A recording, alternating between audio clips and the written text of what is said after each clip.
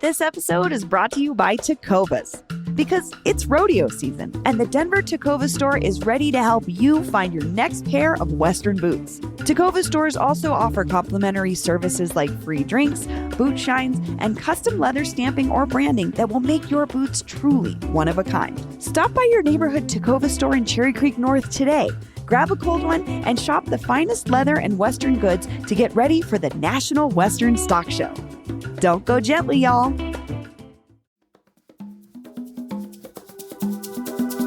Today on CityCast Denver, we're doing something a little different because it's January in Denver, and for the past 118 years, that means one thing. It's time for the National Western Stock Show. And while the stock show always seems to feel like a big Western love fest, the relationship between our city and its rodeo hasn't always been so close. So as we await the Longhorn Parade down 17th Street on Thursday, we're kicking off a week-long celebration and investigation into Denver's Western roots with a story about a time in the not-too-distant past when the stock show almost pulled up stakes and left the Mile High City forever. And we're doing it thanks to our sponsor, Tecovas, a seller of fine cowboy boots and Western-style apparel that honors the true spirit of the American West. And stick around for the end of the episode for your first Tecovas tip of the day. Today is Wednesday, January 3rd. I'm Bree Davies, and here's what Denver's talking about.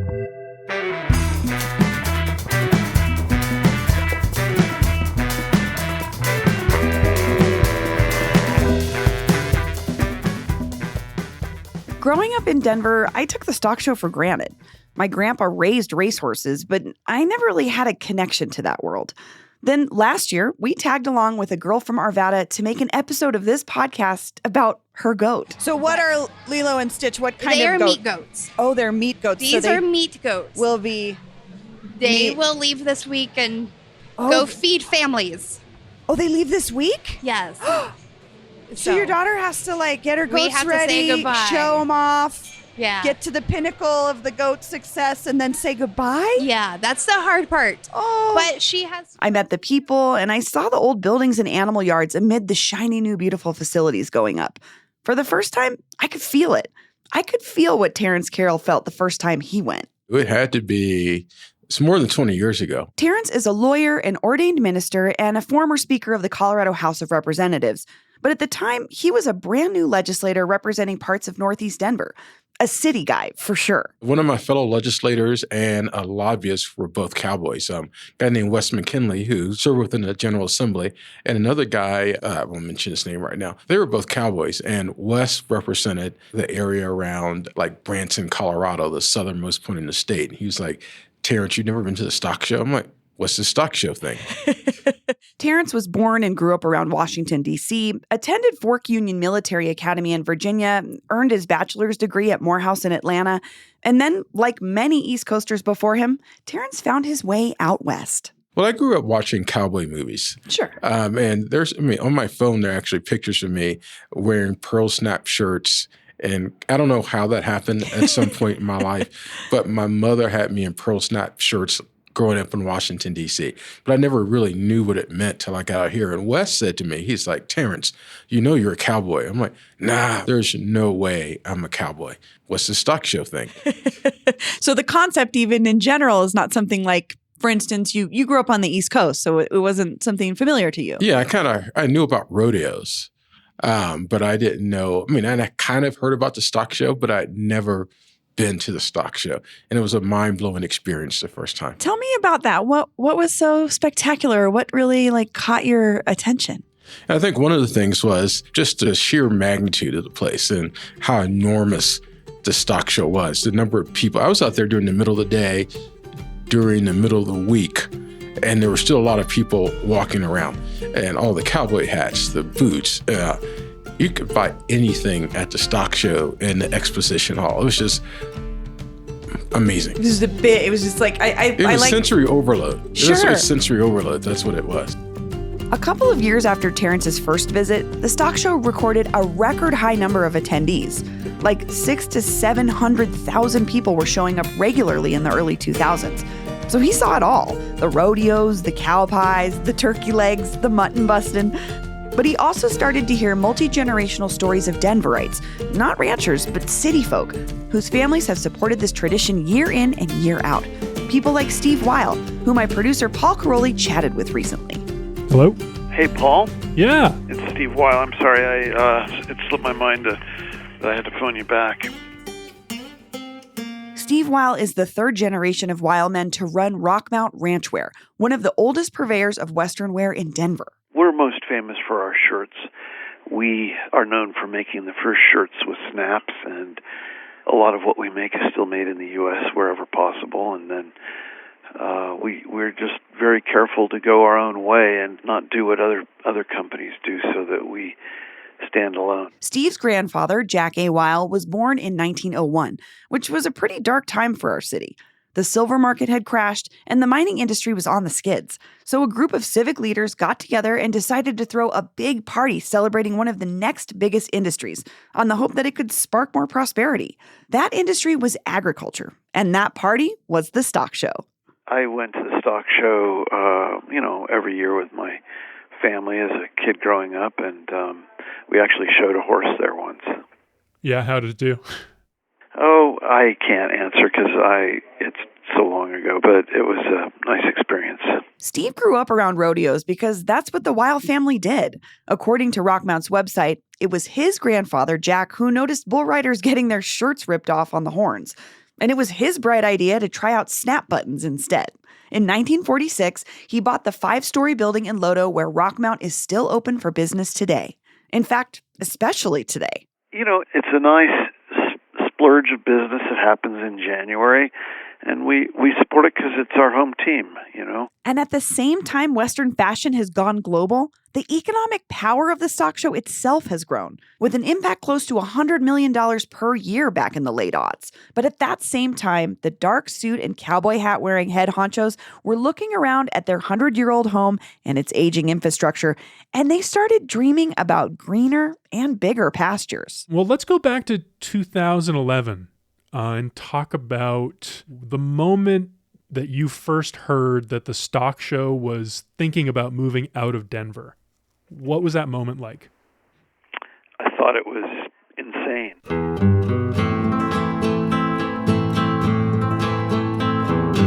And he wasn't alone. When the story broke, Denverites were outraged. How could they betray us like this? After 100 years in central Denver, how could this iconic event that grew up with the city itself just leave? That's after this break.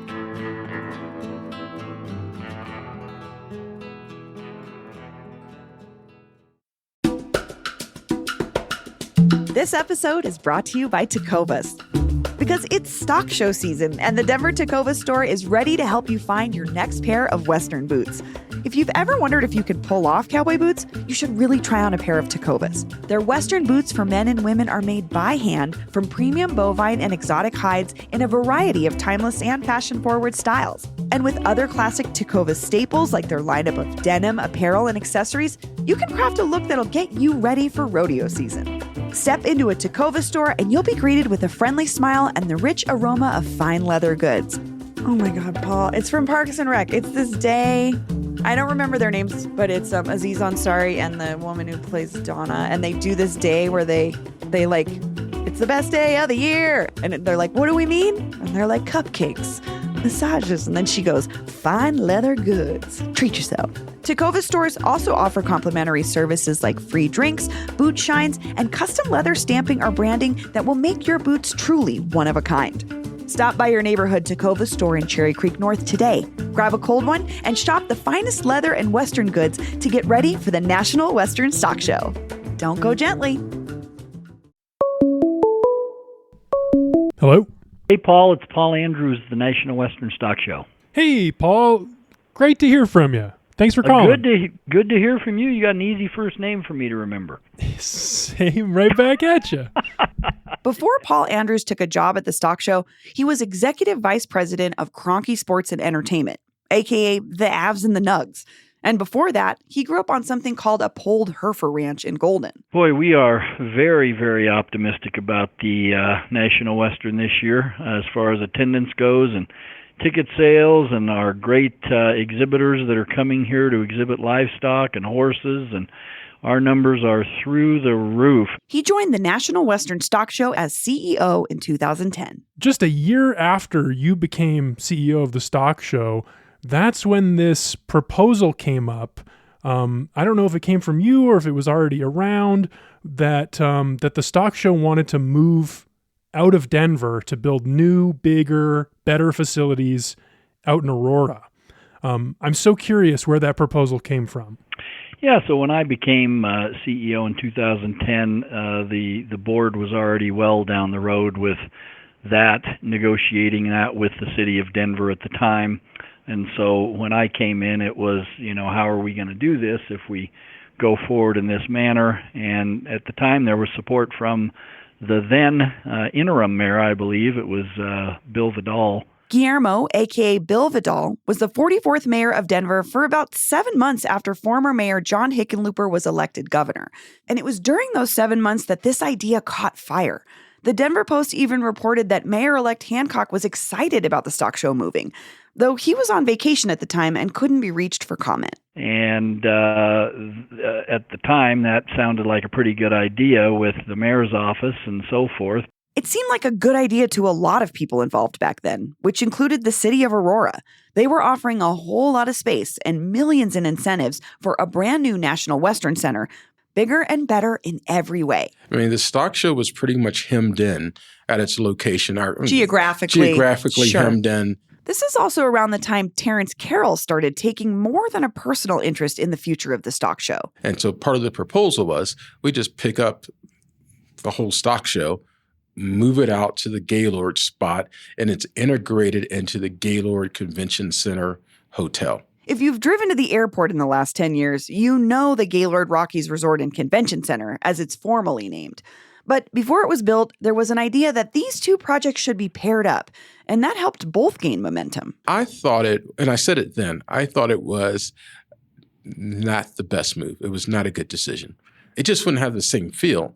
And I think at the time I may have told a friend, I said, I feel like we'll turn the stock show into a Disney-esque thing if we move out to the Gaylord. Because I've been to if you've never been to a Gaylord, you may not understand what I'm saying, but the Gaylord is a themed hotel. Everyone has a different theme. Yeah. And they go all in on the theme. Yeah. And maybe go, as the kids say, they may get a little extra on the theme. And I was concerned that a Gaylord-driven stock show aesthetic versus may not really be the real thing. It's authentic. So when you came in 2010, the board had already been talking about this. Tell me what you all were thinking. What was the logic of this proposal? Yeah, the logic was there were lots of experts in the room that felt like this land that we were on might be better served for other purposes because of its proximity to downtown Denver. Like maybe housing? I don't know that any specific ideas, but again, you're right at the confluence of downtown Denver here. You're a 2-minute drive to, right down to the center of downtown. So this area could become a lot of different things. 250 acres here is a lot of land. You're really talking and touching on something that Denver really has a push and pull over, which is we aren't great sometimes at preserving our buildings. I think a lot of folks would say that. But then also we want to grow and we want to be state of the art and we want to be big and we want to be on the world stage. So it's kind of this how do you balance the old and the new? But it sounds like to you, those things that are still there and part of the stock show are integral to what makes it the stock show.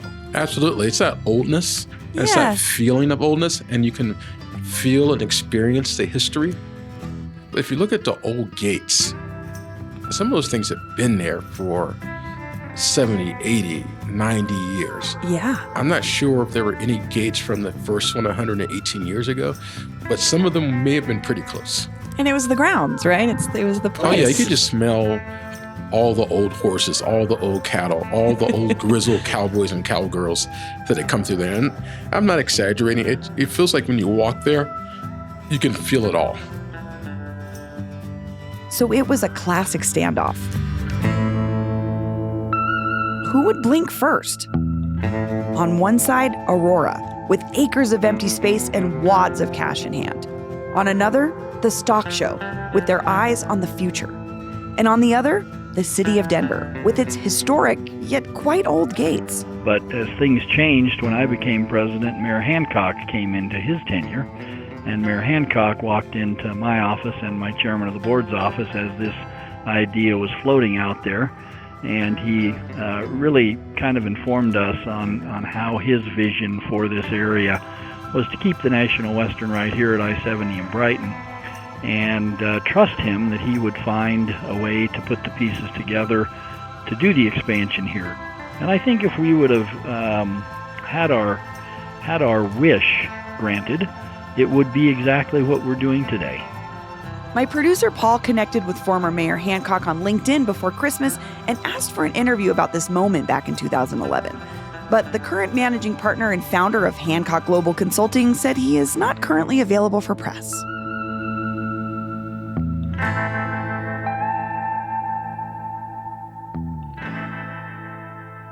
I don't think that that's the way it transpired. I don't think the head of the stock show said we should move. I think the stock show leadership said we have options. But it's also 10 years ago, and who remembers the details? The whole thing was simply outrageous from the beginning, and the fact that it was even being discussed to me is ridiculous. But your theory, though, that's what you were saying, right? Like, by saying we have options, you're saying they wanted to give Denver a little, reminder, Yeah, that's right. Stimulate some love from Denver. Denver needed to show some love, and I can understand that. I don't know. I mean, I'm looking at it from the sidelines. I wasn't active in those conversations, but I will say that to me it was outrageous that it could be considered, because the city has supported it for 100 years, and the idea that we hadn't supported it is unfair.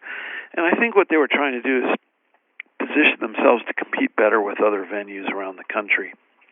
Fort Worth, Houston, Calgary, to name a few. And they felt that some improvements were essential. And I think they got them, and we have an entirely new landscape over there now. And hopefully they're positioned to succeed for many, many years to come. I have to ask you about this theory. I was talking to Steve Weil over at Rockmount. I'm sure you two have run into each other over the years. You bet. I know Steve. He has a great product. But he told me he has a theory, because he was one of these people who was very public in pushing back against the possible move. He said his theory for why the stock show proposed this move in the first place was that you all wanted to give Denver a wake-up call. It's been a good 100 years, but maybe you're taking the stock show for granted. What do you think about that? That is a theory. Mr. Weil has definitely some intelligence there, but as far as a real strategy, and we were trying to force Denver into doing something here, that really would be far-fetched. We basically had a conversation with Mayor Hancock, and Mayor Hancock came in and assured us that we could do it here, and that's really all we needed, was someone to tell us that we can go from 90 acres to 250 acres. And so I think it all worked out for the better, as things often do. But that's an interesting theory from our friends at Rockmount. It wasn't long after Mayor Hancock came into office and reversed the city's course that the stock show invited Terrance Carroll to join the board and start meeting with Denverites every month on the stock show's behalf. And a few years later, in 2015, Mayor Hancock proposed a bond to raise money for tourism, including all the renovations and expansions Paul Andrews wanted. Or rather, almost all of the expansion he wanted. But that's a story for another day. The 2015 vote was overwhelming, though. 65% of Denver voters said yes to keeping the stock show right here where it was born, even if it meant higher taxes.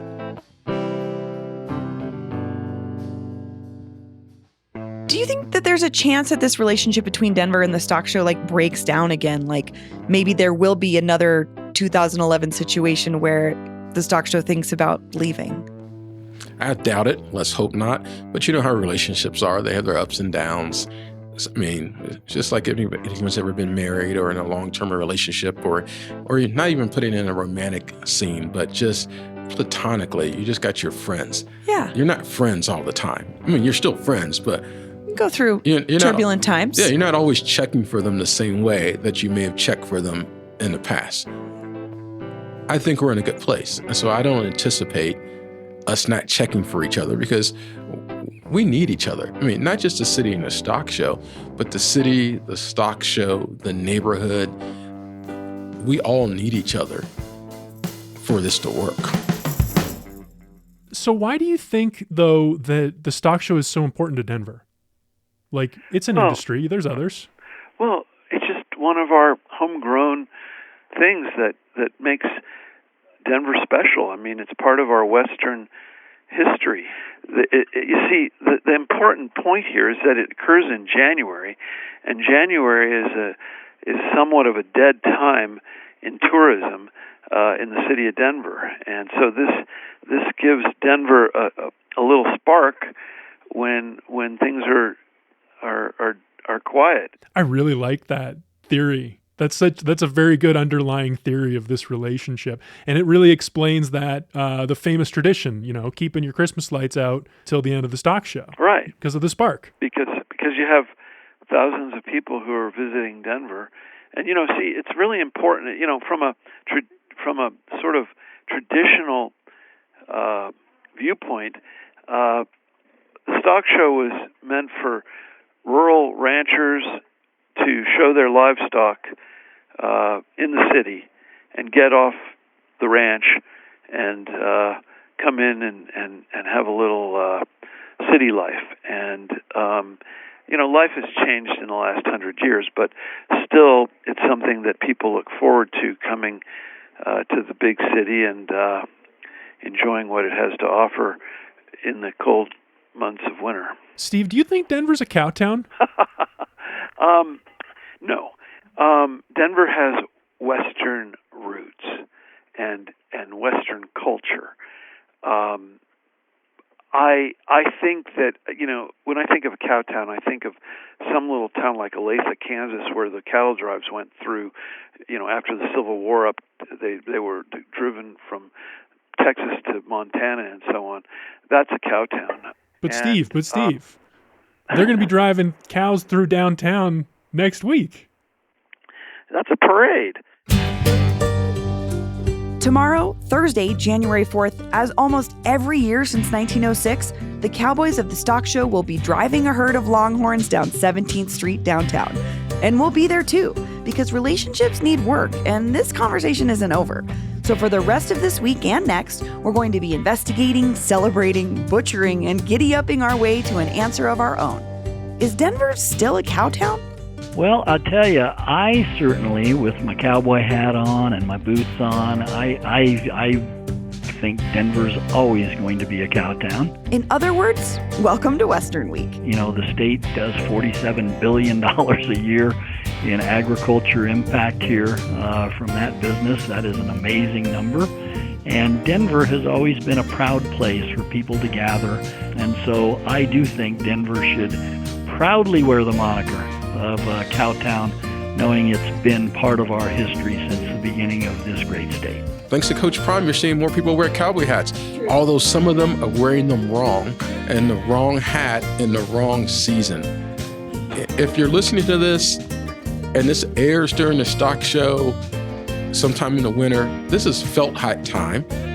Take the straw hat off, and under no circumstances ever come to the stock show in a Shawn Michaels style cowboy hat. Let us know what you think, too. Where do you go for your yeehaws and yippee-ki-yays in Denver? What's the story behind your favorite pair of cowboy boots? Do you wish the stock show left us with a big plot of empty land to fill with housing? We want to hear it. Leave us a text or a voicemail on the Western Week hotline at 720-500-5418. Again, that's 720-500-5418.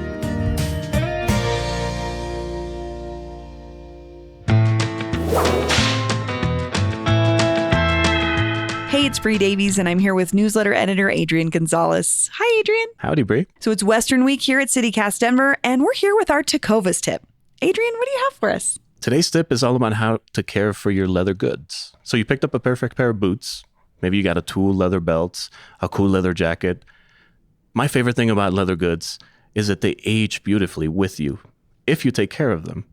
And so one thing to remember is that, as odd as it sounds, is leather is skin. And so just like your skin, I'm a guy, I tend to forget to moisturize. You need to moisturize it. Yes. Right? Keep it alive, clean it up. But actually, one of the most important things that most folks skip is just cleaning it. And I don't mean like washing it. I mean just a little dust off. Take your boots, and at the end of the day, if you got them muddy, take a brush it off. The dirt is what actually will start to wear that leather, and we'll dry it out, and we'll crack it. And once it's cracked, there's really no coming back from it. So clean your stuff, dust it off at the end of the day, keep it maybe in a little boot bag, and then condition it every once in a while. And then they'll last forever. That's the best part. Thanks for joining us, Adrian. Thanks, Bree. Step into a new pair of Tecovas for wherever your journey takes you. And remember, don't go gently.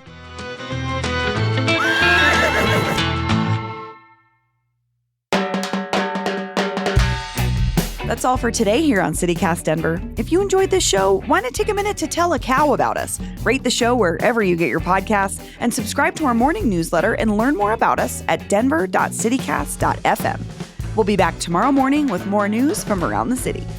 See you later.